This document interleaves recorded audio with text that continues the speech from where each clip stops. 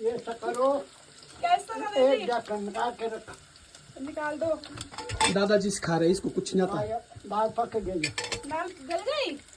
दाल नहीं गई, पक गई। हाँ पक गई मतलब। तड़के में क्या क्या डालो दादाजी? और इनकी हालत खराब हो गई है। दानी में सब कुछ, नमक, मिर्च, हल्दी, जीरा, कुछ पता नहीं इस महिला हींग। को। ठीक भी है। हाँ, इस महिला को कुछ पता नहीं है कि दादाजी सिखा रहे हैं। थोड़ा दादाजी बैठे के सामने तो मुझे डर लग रहा है दादाजी आपसे।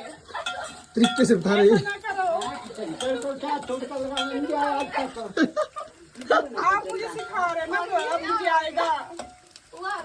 आप सिखा रहे हैं ना मुझे, अब मुझे आएगा। ठीक है, ठीक है। क्या ढक्कन बनाओ ना, पकती है।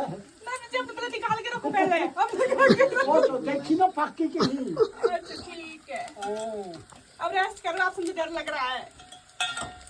डर नहीं लगा, दर्द लग रहा है। डर लग रहा है मुझे आपसे। आया आया। बैठ जाओ।